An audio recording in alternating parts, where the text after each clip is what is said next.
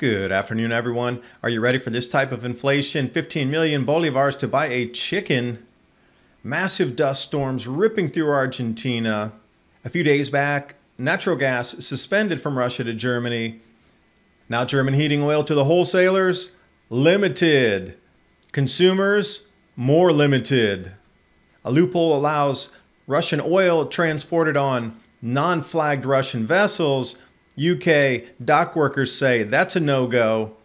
Kazakhstan, they're not even going to load their oil because of confusion from ownership of a sanctioned individual or entity.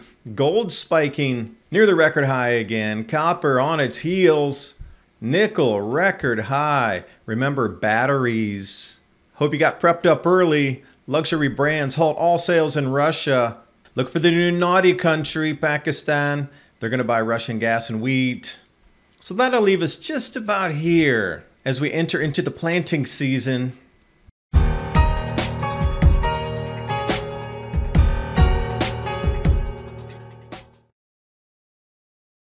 Check this out. Studies show our appearance directly affects our mental health. Many anti-aging supplements found on store shelves try to capitalize on that. Most of them fall short.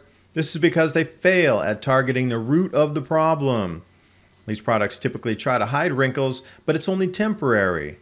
The alternative is a solution that goes underneath the surface of the skin to promote the skin's elasticity and overall appearance. It goes by the name of Health with Adapt 2030. This supercharged collagen intake is the secret behind why it works so well. It gets to the source of the problem that causes wrinkles. Collagen is the #1 protein in our skin and what's needed to promote elasticity and a youthful looking appearance. And if you've been looking for a way to look and feel your best, you'll love Health with Adapt2030.com. Take 51% off for the next 24 hours. Health with Adapt2030.com. Or click on the link in the description box below. And now on with the video. And off the Washington Post. Russia's invasion of the Ukraine will likely ratchet American food prices. Oh, and energy. Oh, and everything else. So if you think it can't happen here, it very well could. So much fiat money has been printed by the Fed. It is literally confetti. So 15 million bolivars to buy a 5-pound chicken. Put that in perspective. What if those were US dollars? 100 US dollar bills to buy that food. Would you be ready? Nobody would be ready for even the very first stack. And taking a look at 200 years of interest rates in the US, 1980s it popped up to near 16%. Volcker was trying to front run inflation at that point. That's why they were giving absurd interest rates in the bank. And it does seem like it's a 2008 and 9 2.0 repeat. Adjustable rate mortgages will feel the heat first, especially when gas goes to $7, $8, $9 a gallon. 10% of America's imports currently come from Russia. People can't afford it to even drive to work. They're going to do like they did before, drop the keys on the table, see you later, take the house back, can't afford it.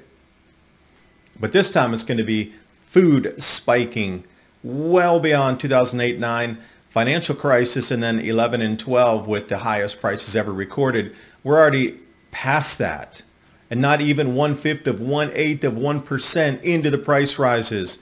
Wait until May when the world realizes there's not enough fertilizer to get yields to remotely fill in where the losses are coming from the Black Sea, Belarus, Moldova, Ukraine, and Russia. The very understanding that you won't be able to feed your children is going to shake the society to the core.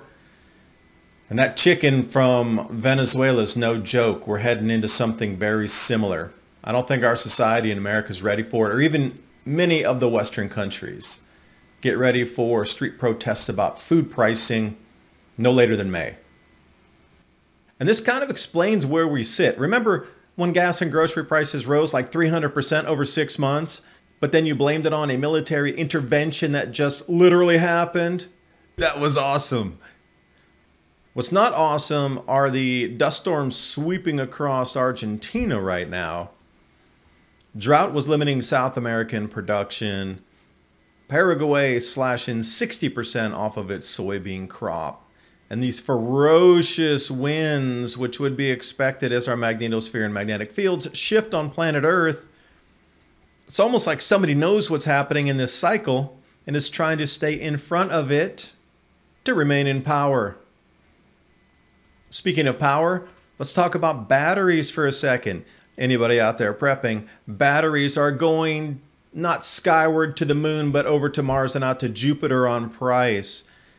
Nickel has nearly doubled in this last month, and we're seeing the same exact profile as wheat is taking to the stratosphere and above. So anything made from nickel, and I didn't really know the uses except for batteries. Stainless steel. You know, a lot of people that are going to be looking for more sustainable lifestyles, you're going to be cooking with stainless steel because you can take that out, you can cook it outside. Iron's another one, campfires, iron skillets. But the alloy and plating batteries is where the pinch point's going to come for most people, along with cookware. And staying in the metals, gold almost $2,000 an ounce. Well, that is going to scream much, much higher. And I do believe precious metals prices are going to continue upward. It looks like Russia's going to have the gold cut off, so they will not be able to deliver to the London Bullion Metals Exchange. Major supplier, they had 6 different what they call accredited gold and silver refiners on the good delivery list for London LBMA. That's going to get cut off, so it looks like a lot of shortages, including precious metals. Where's that going to shift to? Ear to the ground is Russia starting a gold-backed currency. Now, staying in the same vein, copper heading upwards as well. Don't know how big that breakout's going to be, but if it looks like everything else through the planet, it's going to continue up and up. And you start to get these pairings of metals running in tandem, but we also see different types of energies that are running in tandem. Now, the Russian Yamal European pipeline, that was completely closed off. 40% of all natural gas supplies sent to Germany from Russia and other points in the EU halted. Okay, that's point 1. But then when we move over into Germany, the home heating oil sales right now, record price. That green circle is above anything ever paid. And they're now limiting oil sales to wholesalers. Now, what happens from the wholesaler? They're limiting to people just like me and you, the individual that have homes that need that heating oil. So it's now down to the individuals being cut off because of the sanctions. There was a loophole that if you were able to get Russian oil, you could load it onto a non-Russian flagged ship carrier and take it elsewhere. Well, I thought an embargo was an embargo, a sanction was a sanction. Well, for energy, it seems there's a lot of loopholes in there. So now the UK dock workers are saying, nope, even if it's Russian oil coming on a non-Russian flag carrier into UK ports, we're not going to unload. Hence, a whole snowball continues down with the avalanche of problems economically. And I do quote, under no circumstances unload any Russian oil regardless of the nationality of the vessel which delivers it. And if we swing over to Kazakhstan, oil's being tainted reputationally by the ownership of a possible sanctioned individual or entity, meaning nobody wants to touch Kazakhstan oil because it could be, may be associated with an individual entity that's sanctioned, therefore it would be sanctioned. So they're not even going to take a chance on it. So they're check more off global supplies, that's not going to move. And if you look around the world at different Russian imports of nations, I'll use the United States, 7.8% of all the oil comes in to the U.S.'s imports comes from Russia. And the Kazakhstan contagion of fear over ownership of said oil is going to continue to decline very low in the coming months. And for sure, no U.S. companies are going to enter new transactions for what could be Russian oil out of the Caucasus. So take that huge amount of other supplies that could have replaced Russian oil, and that's going offline as well. Crazy times. The energy's getting cut, the food's getting cut, the metals are cut, the precious metals are cut. And where does that leave us now? In what type of world? The Great Reset. You'll own nothing and be happy. And continuing with the insider article here. Now let's flip it. Earlier last week, they turned away 2 cargoes of non-Russian oil. Let's say it came from Libya, or let's say it came from Saudi Arabia, but it was in a Russian flag tanker to the UK. And they said, nope, we can't unload either. So whatever way you're looking at it, we're talking millions and millions of barrels not unloading in the UK right now. And that last paragraph here just makes no sense to me. We're working urgently to find alternative sources of diesel while simultaneously ensuring uninterrupted supply of fuel to the northwest of England. I sit here and say, that's impossible. How do they even put such a misleading bit of info out and give people a glimmer of hope that that is going to continue uninterrupted? It's not.